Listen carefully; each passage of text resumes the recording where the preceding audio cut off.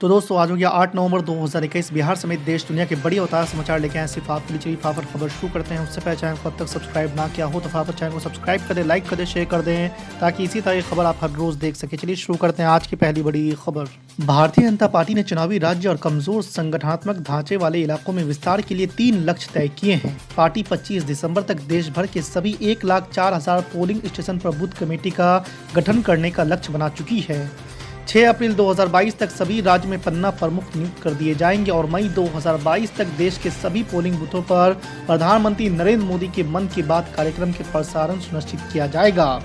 आपको बता दें कि एक तरफ जहां बीजेपी हर पन्ने का प्रमुख चुनने की प्रक्रिया शुरू कर चुकी है, तो वहीं दूसरी तरफ कांग्रेस पार्टी 2019 के बाद से स्थायी अध्यक्ष नहीं चुन पाई है और संगठन चुनाव उसने अगले साल सितंबर-अक्टूबर तक टाल दिया है। दूसरी बड़ी खबर, पंजाब में कांग्रेस की चरणजीत सरकार ने पेट्रोल डीजल पर वेट में बड़ी कटौती की है। मुख्यमंत्री चरणजीत सिंह चन्नी ने रविवार को इसका ऐलान करते हुए कहा कि पेट्रोल 10 रुपए प्रति लीटर सस्ता होगा तो डीजल पर 5 रुपए की कटौती की गई है। पंजाब सरकार के इस कदम को आगामी विधानसभा चुनाव से जोड़कर देखा जा रहा है, क्योंकि केंद्र सरकार की ओर से एक्साइज ड्यूटी घटाए जाने के बाद जहां बीजेपी सरकारों ने वेट घटा दिया था तो कांग्रेस शासित राज्य ने इससे इनकार कर दिया है। पिछले दिनों केंद्र सरकार ने पेट्रोल पर 5 रुपए प्रति लीटर और डीजल पर 10 रुपए प्रति लीटर की एक्साइज ड्यूटी कटौती की थी। आपको बता दें कि मोदी सरकार के कदम के ठीक बाद बीजेपी शासित राज्यों ने भी वेट घटाकर ग्राहकों को राहत दी थी। तीसरी बड़ी खबर, मेघालय के गवर्नर सत्यपाल मलिक ने किसान आंदोलन को लेकर एक बार फिर मोदी सरकार पर निशाना साधा है। हाल ही के समय में कई बार किसानों के मुद्दे पर सरकार और बीजेपी की लाइन से हटकर बोल चुके मलिक ने साफ कहा है कि वो दिल्ली के उन 2-3 लोगों की इच्छा के खिलाफ बोल रहे हैं जिन्होंने उन्हें गवर्नर बनाया है और जब कहेंगे तो वो तुरंत पद से हट जाएंगे।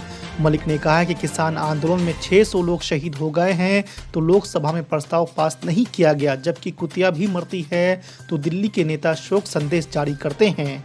आपको बता दें कि जयपुर में एक कार्यक्रम में सत्यपाल मलिक ने कहा कि देश में इतना बड़ा आंदोलन आज तक नहीं चला जिसमें 600 लोग शहीद हो गए। चौथी बड़ी खबर, भारत में पिछले 24 घंटे के अंदर एक बार फिर से 10,000 के करीब नए कोरोना मामले सामने आए। हालांकि मौतों का आंकड़ा अभी भी 500 के पार है, जो कि चिंता का कारण बना हुआ है।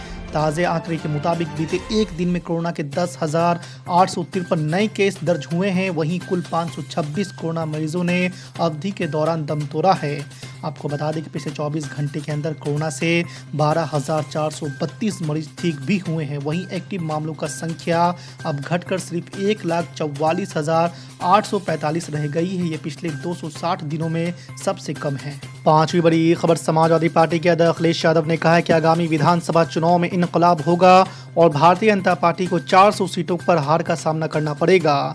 आपको बता दें कि भानुमति स्मारक पीजी कॉलेज में आयोजित जनादेश महारैली को संबोधित करते हुए अखिलेश यादव ने कहा है कि जनता में भाजपा को लेकर भारी आक्रोश है।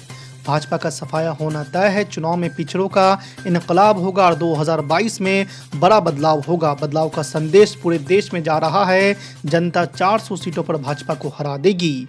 आपको बता दें कि अखिलेश यादव ने सपा सरकार में महंगाई से निजात दिलाने और बुनकरों गरीबों को बिजली दरों में राहत दिलाने का भरोसा दिया है। छठी बड़ी खबर, जेडीयू विधान पार्षद संजय सिंह ने लालू परिवार पर बड़ा आरोप लगाया है। उन्होंने कहा है कि तेजस्वी यादव सियासी चश्मे से बिहार में शराबबंदी को देखना बंद करे। राज्य में शराबबंदी का साहसिक निर्णय मुख्यमंत्री नीतीश कुमार ने लिया। क्या आप बता सकते हैं कि 1.5 दशक तक सत्ता में रहने के बावजूद आपके परिवार ने शराबबंदी का फैसला क्यों नहीं लिया? क्या ये सही नहीं है कि शराब की काली कमाई से आपके परिवार की संपत्ति का सृजन हुआ है? सातवीं बड़ी खबर, उत्तर प्रदेश विधानसभा चुनाव में हैदराबाद के सांसद असदुद्दीन अवैसी की AIMIM भी ताल ठोक रही है। वो 2017 में भी यूपी के चुनाव मैदान में थी, लेकिन वो कोई सीट नहीं जीत पाई थी।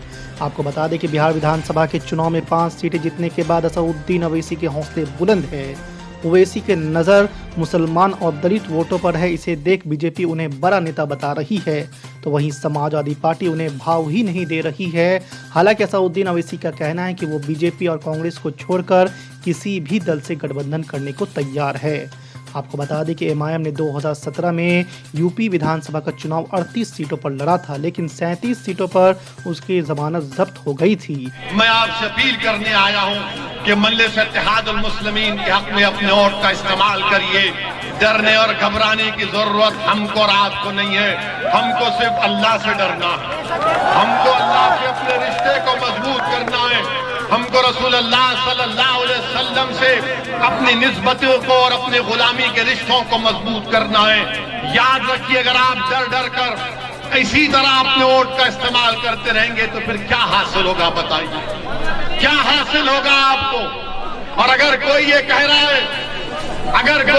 रहा है कि एनपीआर नहीं होगा, झूठ कह रहा है आपसे। आज हिंदू अखबार में भारत की एक मायनाज जर्नलिस्ट है विजेता सिंह की रिपोर्ट पढ़िए, जिसमें कहा गया कि मोदी सरकार सेंसस के साथ एनआरसी और एनपीआर करेगी। और वो क्या है, वो खतरा है तमाम भारत के मुसलमान और दलितों के लिए। सेंसस के साथ एनपीआर होगा, एनआरसी होगा और उसमें सवालात पूछे जाएंगे कि बताओ तुम्हारे माँ बाप कहां पैदा हुए। कैसे देश को आप बनाना चाह रहे हैं? एक थे सरदार वल्लभ भाई पटेल गुजरात से, जिन्होंने 565 रियासतों को मिलाने का काम किया। एक है हमारे नरेंद्र मोदी देश के प्रधानमंत्री, जो हिंदुस्तान की 6 लाख करोड़ की संपत्ति बेच रहे हैं, सेल बेच रहे हैं, रेल बेच रहे हैं, बीपीसीएल बेच रहे हैं, टोल बेच रहे हैं, एलआईसी बेच रहे हैं, सड़क बेच रहे हैं, बिजली बेच रहे हैं, पानी बेच रहे हैं, पूरा हिंदुस्तान बेच रहे हैं। तो मैंने तो देश की संसद में कहा था, जो अपने बाप दादाओं की, पूर्वजों की संपत्ति को बढ़ाते हैं वो सपूत कहलाते हैं, जो अपने बाप दादाओं की संपत्ति को बेचते हैं वो कपूत कहलाते हैं। आज हमें महंगाई की आग में झोंक दिया।